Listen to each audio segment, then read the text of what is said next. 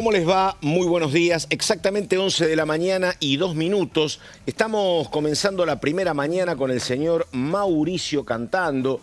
Hay reunión de la Comisión de Trabajo dentro de un ratito, en jornadas que son absolutamente importantes en materia de debate parlamentario. Decimos esto después de la aprobación que tuvo la modificación en los saberes jubilatorios, en la larga jornada del martes. Todo lo que pasó ayer, por ejemplo, en la Comisión de Discapacidad, lo que va a pasar hoy en Trabajo, lo que está pendiente, por ejemplo, en materia de reclamos de los intendentes por subsidios. Así que la verdad tenemos varias cuestiones y, repito, estamos pendientes del comienzo de la Comisión de Trabajo, estimado para dentro de alrededor de 15-20 minutos. Señor Cantando, ¿cómo le va? ¿Qué dice? Buenos días. ¿Qué tal? ¿Cómo estás, Pato? Sí, bien, ahora bien. enseguida empieza la Comisión de Legislación de Trabajo que preside Martín Tetaz. Se esperan 36 expositores que fueron invitados para tratar proyectos referidos a lo que tiene que ver con la posibilidad de modificar el régimen de trabajo, de horas de trabajo. Sí. O sea, hay proyectos de todo tipo, hay proyectos para que haya regímenes alternativos. Hay muchos proyectos hace mucho tiempo presentados para reducir la jornada laboral. Argentina tiene una jornada laboral larga, 8 horas, y a su vez creo que son 48 por semana. Esto es mucho más que casi todos los países, pero lo cierto es que ese debate también se adapta a las nuevas formas de trabajo que tienen que ver con la tecnología. Entonces es un debate bastante amplio, van a venir abogados laboralistas, especialistas, académicos, esta comisión que preside el diputado radical Martín Tetaz y de la que puede llegar a salir uno o varios dictámenes en algún momento, pues ya son varias reuniones informativas, ¿no? Pues es que me gusta este debate, porque además me parece que refleja como pocas instancias, Mauricio, lo que es las diferentes o los diferentes estadios del trabajo en la Argentina, ¿no? Porque efectivamente vos tenés un sector muy importante que puede plantearte que puede hacer home office, que puede trabajar menos horas.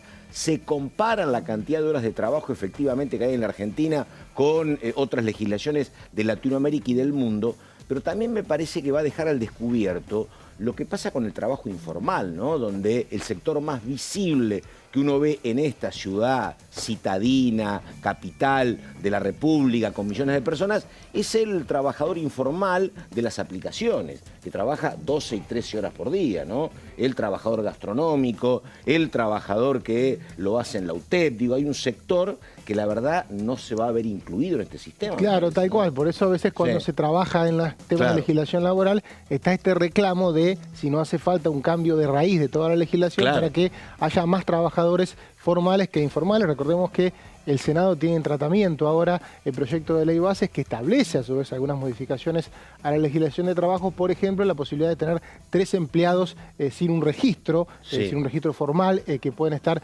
sujetos a un régimen que aún se debe definir en caso de que se apruebe esta ley, que se sancione en la reglamentación. Bueno, está ese debate por un lado y por otro lado, ¿cuántas horas hay que trabajar? Y por otro lado, está la ley vigente, que la verdad que no sé cómo se aplica, que se sancionó durante la pandemia para que 180 días después, creo que era de terminada la pandemia, oficialmente, se empiece a regular o se pueda regular el trabajo en la casa, el famoso home office. Argentina fue pionera en esa legislación que se hizo en pandemia por Zoom. Y bueno, ahora hay que ver cómo se está aplicando. La verdad que no sé qué resultado tiene, ¿no? ¿Usted, Serra, trabaja más ahora con el método online, con WhatsApp, con ediciones permanentemente, o cuando era una periodista clásica de un medio escrito? Mire, yo soy Serra? ¿qué tal? ¿Cómo le va, chicos? ¿Todo bien? Bueno, yo soy de las clásicas, debo decir. A mí la tecnología ayuda, por supuesto, pero no hay como un cafecito con la fuente, recorrer los pasillos. Totalmente. No quedarse en la casa. Veo a vos mucho más presa de los sitios, por ejemplo, Serra. Vos ahora en la edición online aparecen notas tuyas a cualquier horario, me parece, ¿no? Bueno, digo, claro. Tenés el WhatsApp, porque vos te ibas a tu casa. Era raro que hablaras con una fuente desde tu teléfono de línea, me parece, ¿no? Sí. Uno se iba de acá y se desenganchaba más, me parece, ¿no? Absolutamente. Ahora estamos permanentemente conectados y lo que ha sucedido de un tiempo a esta parte es que quienes trabajamos en el periodismo escrito, en un diario, ya, bueno, los diarios son medios en extinción, vías de extinción. Obviamente está prevaleciendo el medio electrónico y eso obviamente implica que los periodistas estemos trabajando, digamos, cubriendo la realidad minuto a minuto. Claro, antes lo que pasaba después de las 11 de la noche quedaba para el otro día. Exactamente. Claro, ahora, por ejemplo, la sesión del martes pasado, si hubiese sido un cierre normal de diario, terminábamos a las 10 de la noche y se contaba lo que pasaba en la madrugada en la edición siguiente.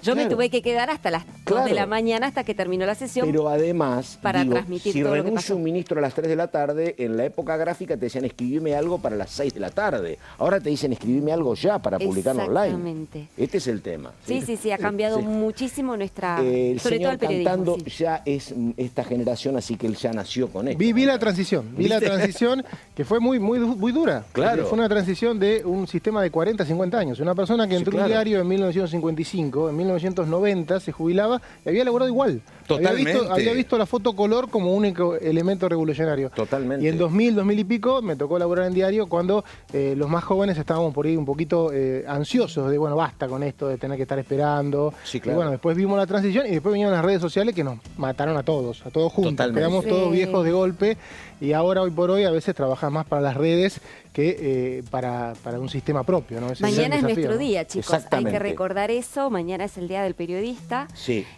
Así que reivindicar nuestro trabajo dentro de, bueno, los avatares que nos toca vivir. Sí, ¿no? Totalmente. Porque efectivamente, en un momento muy complicado salarialmente para todos, ¿no? En el sector, sí.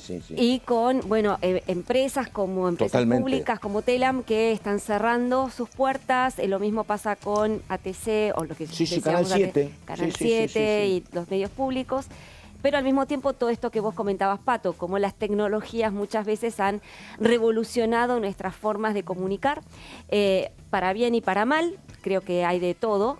Y bueno, un oficio que pese a todo todavía sigue vigente. Me parece Pato, que está bueno, ya que se mezcla con este tema de la legislación laboral, entender que el periodismo es una tarea, va a seguir siendo una tarea de generación de información y sobre todo también de curación de la información. Curación, que hoy está proliferada en las redes sociales. Es verdad que no tenemos el primer acceso privilegiado como lo tenemos antes. Ahora, quien transmite, si no tiene elementos o técnicas para hacerlo, puede hacerlo mal o puede generar una confusión y hasta problemas graves. Totalmente. Por eso ahí es donde la profesión se tiene que reivindicar y están creciendo, por suerte, los servicios de suscripción también en Argentina, donde quienes queremos información buena pagamos. Totalmente. No mucho, pero pagamos. La concentración mediática de los 90 era absoluta, era una concentración profesional y de recursos. Los diarios más importantes, los fines de semana, vendían 1 millón de ejemplares. Los diarios más importantes. 1 millón de ejemplares, el más importante, y 700, 800 mil el otro. Digo, hoy eso no existe más, ¿no? Pero existen las ediciones online, no había canales de streaming, era otra realidad. Esa parte está buena, la proliferación, pero hay que ver cómo se desarrolla el negocio. Estaba viendo los proyectos que se van a tratar y además de lo que tiene que ver con, en la Comisión de Legislación de Trabajo, además de lo que tiene que ver con la reducción de jornada, el presidente de la comisión, Martín Tetaz, de la UCR, y otros diputados radicales presentaron un proyecto que quieren tratar, obviamente, que eso es parte de este debate, que permite a los gremios cambiar la jornada laboral, hacerla adaptada a lo que crean conveniente como parte de una convención colectiva del trabajo. O sea, olvidarse de esto de 8 horas, 6 horas, de pronto podés hacer un banco de horas, podés hacer lo que vos quieras mientras se cumpla el convenio colectivo. Esto está muy bueno, me parece que es un debate que se impone, que tiene que ver con esta posibilidad de que de pronto incluso el empleado diga, ¿para qué vivir 8 horas todos los días si mi trabajo se concentra en determinados momentos, si estoy en una guardia permanente? Tiene que ver también con el teletrabajo. Creo que este tipo de situaciones se terminan definiendo muy bien por convenciones colectivas. A veces cuando se mete mucha gente alrededor de este diálogo que tienen habitualmente, lamentablemente casi solamente por salarios, pero pueden ser por otra cosa, gremios y sindicatos, alteran una discusión que es necesaria porque está cambiando el sistema laboral, ¿no? Sí, un tema que es clave por lo que pasó el martes. Lo acabo de escuchar a Vichy, que es el jefe de los senadores radicales en el Senado, diciendo que por supuesto que ellos van a acompañar el voto del dictamen radical en la Cámara, ¿no? Absolutamente, es de cajón. ¿Cuántos son los senadores radicales? Los senadores radicales son 13, y es muy poca la presencia que sumadas el PRO y la Libertad Avanza tienen en el Senado. Son 13 también senadores. Recordemos que hace faltan 25. Yo no descarto que vaya a salir con 2/3 en el Senado. Sería lo normal. Sería lo normal. Pensemos... Va a ser aplastante. Por eso digo, Pato, son 25 senadores los que hacen falta en el Senado para bloquear 2/3. La Libertad Avanza y el PRO suman 13. Pueden rascar a algún aliado más, pero de ahí a 25 es casi imposible. Por eso, lo que dijo Vichy fue muy prudente, habrá que ver, dijo, pero con todo eso, dice, obviamente vamos a estar acompañando el proyecto, dijo.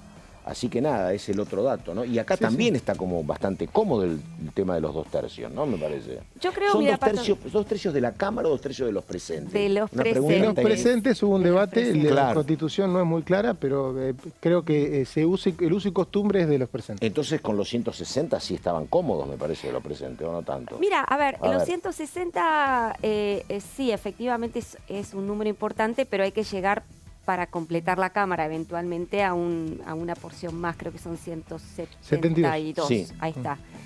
Yo creo, Pato, que la resistencia al veto, que de eso estamos hablando, es una señal política muy fuerte que rara vez se ha dado en el Congreso de la Nación y que yo creo que va a depender muchísimo de la coyuntura y del humor político y social que se vive en el momento en que Milei eventualmente vete esta ley. Hay que ver cómo está el humor social, cómo está el humor de la gente. Yo creo que va a depender mucho de la coyuntura. ¿Por qué te digo esto? Porque, a ver, el radicalismo, si bien ayer pudo anotarse un triunfo importante, no solamente porque logró sacar el proyecto de ley que había conciliado con otros bloques dialoguistas, sino porque logró que el kirchnerismo fuera a los pies. Sí. Lo que pasó ayer es que el kirchnerismo le fuera a los pies. Dejaron su dictamen de lado y se allanaron al dictamen de los dialoguistas. Yo te pregunté a vos, lo que pasa es lo que yo... Pero termino con esto, Pato. Sí. Entonces, pero esa unidad, esa alianza, esa sociedad que se dio el martes, al radicalismo le incomoda y mucho. En términos electorales, no le gusta que los señalen como los nuevos aliados del kirchnerismo. Entonces, por eso yo te digo, hay que calibrar muy bien el humor y el contexto político y social que se dé en el momento en que Milei vete esta ley. Sí, yo preguntaba siempre, porque esto se fue cocinando desde hace bastante tiempo. Yo decía si este encuentro era un touch and go o era un matrimonio, el peronismo y el radicalismo. Y es un touch and go. Es un touch and go total porque, a ver, lo que vamos a ver en la ley bases es un nuevo realineamiento del radicalismo con el PRO y con el oficialismo. Quizás marcando alguna cuestión en alguna modificación, pero aprobando ambas leyes. Lo que pasa, lo que yo decía era, digo, ¿qué margen tenía el bloque de Unión por la Patria para no acompañar? No, ninguno. Claro, ninguno. Claro, exactamente. Coincidimos. No tenía ninguno. Tampoco entiendo, bueno, yo lo entiendo políticamente, pero hubo un señalamiento del Ejecutivo para con la figura de Máximo Kirchner, ¿no? Sí, hubo una negociación, Pato. Pero digo, ¿fue Kirchner clave para el acercamiento? Yo tampoco creo que no, por eso. No, hubo una negociación entre los dos bloques por el cual también el radicalismo acepta bajar un capítulo, o por lo menos modificarlo, que tenía que ver con la posibilidad de liquidar el Fondo de Garantía de Sustentabilidad. Exactamente. Hubo una negociación y después hubo una manera de presentarla que fue tomando un dictamen, que fue el dictamen de la oposición, que de alguna manera le evita a la oposición dialoguista tener el registro de haber votado un dictamen de Unión por la Patria. Me parece que acá el tema, que es las jubilaciones, hay que ver, como dice Lau, la sensibilidad que genera. Si esa sensibilidad es mayor a cualquier lectura política posterior, quién votó con quién va a ser menor. Ahora, si no genera esa sensibilidad, por ahí puede llegar a prosperar esta lectura del oficialismo. Exactamente. Ahora, vos sabés que, digo, algunos discursos me los puedo haber perdido. Ayer hablé con Brouwer de Koning, ¿no? Pero a mí, en lo personal, me pareció muy fundamentado el de Nicolás Massot, Porque el gran cuestionamiento que tiene el gobierno, razonable, es, pero con esto están afectando el equilibrio fiscal. Y la verdad que el discurso de Massot fue un discurso donde aportó por lo menos 10 caminos, donde dice, mira, si haces esto no afectás el déficit fiscal, si haces esto tampoco, podés generar recursos de varias maneras. Me pareció desde ese punto de vista como muy sólido. Sí, lo viene repitiendo muchísimo Nicolás Massot a lo largo de sus exposiciones, ya sea en comisiones como en el recinto. al gobierno dice, le conviene, o sea, les resulta mucho más fácil cazar en el zoológico. Claro. Esto quiere decir, ir a la más fácil es, que hicieron todos los gobiernos, todos. Sí, claro. Desde Cristina, Mauricio Macri, Alberto Fernández, todos iban a la caja de las jubilaciones para tratar de, llegar o equilibrar las cuentas. Ahora, en una situación de crisis y de una devaluación tan brutal como la que instrumentó el gobierno apenas asumió Javier Milei, digamos, los jubilados quedaron en la primera línea del pelotón de fusilamiento. Claro. Digamos, son los que más aportaron a la reducción del gasto público. Y hay veces que las cifras son, frías, pero si uno las puede llegar a dimensionar, el hecho de lo que el informe de la OPC, que es clarísimo, en el primer cuatrimestre perdieron 37% en términos reales año contra año. Es un montón. Sobre ingresos que son de $300 con suerte. Tal cual, o sea, es mucha plata. Sí. Digamos, entonces, digo, gracias a eso el gobierno puede ostentar superávit. Sí. Hay que decirlo. Totalmente. Y otra cosa que a mí me llamó la atención del discurso de Massot, que tal vez tiene que ver con que hoy él esté en un bloque y Monzó también y Macri esté en otro lado, ¿no? Él fue muy, no sé si la palabra es sincero, pero contó una historia que yo no la tenía muy presente de lo que pasó el 17, donde dijo, hubo un vivo que se robó un trimestre y nos metió en un gran quilombo. Recordemos que eso fue una corrección. Está todo como sin corbata para hablar, ¿viste? Claro, fue una corrección que se hizo, Pato. Recordemos que eso tiene un antecedente y aparte tiene una corrección que tuvo que hacer por decreto Macri para que saliera la famosa reforma previsional que tuvo grandes manifestaciones en contra en la calle, que es la de hacer un empalme. Cuando cambias una fórmula con la otra, de hecho en el decreto que hizo Milei de la nueva fórmula provisional, dedica un artículo al empalme para evitar esa acusación. Pero claro, el problema está con que la fórmula actual no contempla, la vigente hasta julio, no contempla la inflación como variable principal y una explosión de la inflación de fin de año claramente era muy difícil de cubrir y ahí es donde se está el bache. También un dato muy importante, Pato, para entender esto, porque parece menor, a veces nos idiomatizamos. Cuando hablamos de 1, 2, 3, 4, o en este caso 8 puntos que se está discutiendo de subirlo o no a los jubilados, suena a nada, pero es 8 puntos previo a indexar por inflación. Claro. Entonces es un punto de partida, no es 8 puntos y después vemos. 8 puntos y desde ahí, si uno tuviera el salario indexado por inflación todos los meses, el punto de partida es clave. En 3 meses, te imaginas, con 5% de inflación. Y el punto de partida es clave. Claro. Por eso ahí es donde está la gran discusión y es lo que por ahí el gobierno no quiere ceder. Muy duro también con Vidal en algún momento, ¿viste? Cuando dijo algunos quieren repartir esto en 12 cuotas, dijo sí. Pero yo no tenía claro, uno tiene muy presente de lo que pasó en enero con la reforma jubilatoria del 17, tiene muy presente las 17 toneladas de piedras. Pero claro, ahí le estaba pasando una factura al Ejecutivo, que en ese momento integraba el legislativo Massot diciendo... Era jefe de bloque. Claro. Exactamente. Dice, nos metieron en un quilombo porque se robaron un trimestre. Y ahora se roban otra vez otro mes, dijo, que son 20 días. Sí. Exactamente. Sí. No, es una discusión, intensa. Sí. Porque evidentemente el gobierno está tratando de, echar mano de todas las posibles cajas y partidas para alcanzar el equilibrio fiscal. Pero el propio Milei ha dicho...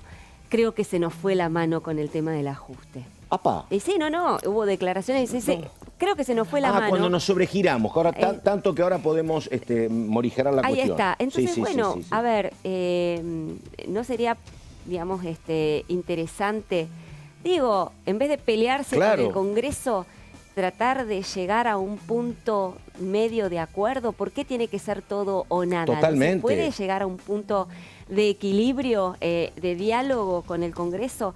Porque a mí me parece que acá lo que el presidente lamentablemente no está entendiendo es que hay una división de poderes.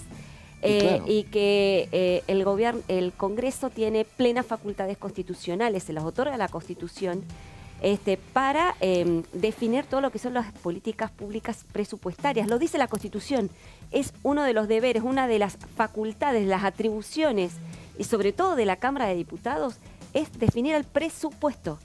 Como no hubo presupuesto, porque el gobierno deliberadamente no mandó un proyecto de ley, lo que está haciendo la Cámara de Diputados es un uso de sus facultades. O sea, no se está entremetiendo en una facultad que no le compete. del Poder Ejecutivo. Está haciendo uso de su propia atribución. Primer punto.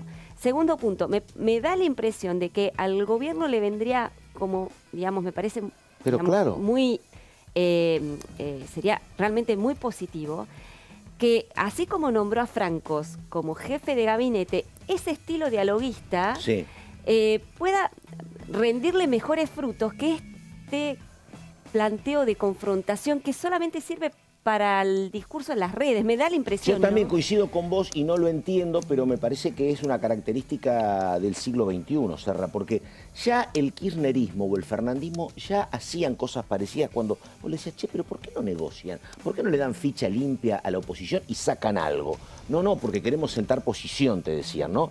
Qué sé yo, en esos proyectos de reciclado de basura, que vos sabés que no tenían el número, iban y perdían. Yo nunca entendí ir al recinto a perder, ¿no? La verdad.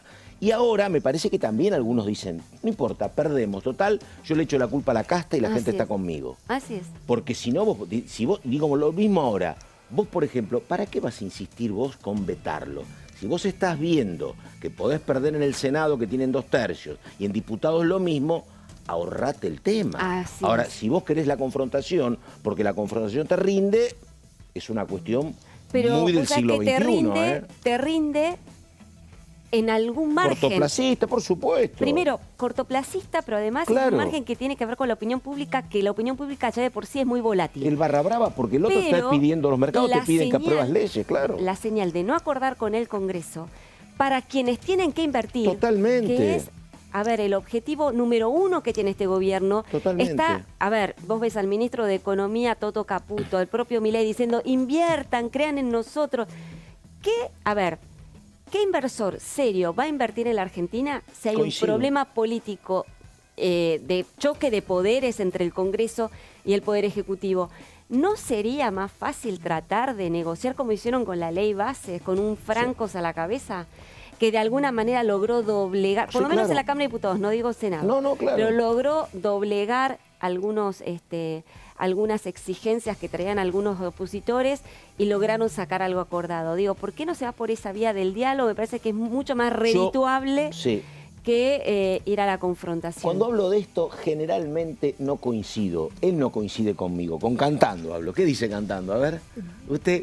¿Qué opina sobre esto? No, bueno, me parece que son momentos también. Creo que el gobierno tiene un discurso que lo llevó a, digamos, el presidente tiene un discurso que lo llevó a manejar el gobierno, a ser presidente cuando nadie lo esperaba, tiene una tropa que mantener también de militantes, pero también tiene que conseguir leyes y me parece que estamos viendo un cambio de época en eso, porque recordemos que estuvo un mes el Senado debatiendo la ley Bases y la reforma fiscal, y ni siquiera hubo una expresión de parte de funcionarios del gobierno en contra de los senadores, ni siquiera hicieron alusión a temas polémicos como había sido el aumento de las dietas. O sea, y bueno, la figura de Franco me animo a decir, tiene más perfil negociador que muchos funcionarios de gobiernos anteriores.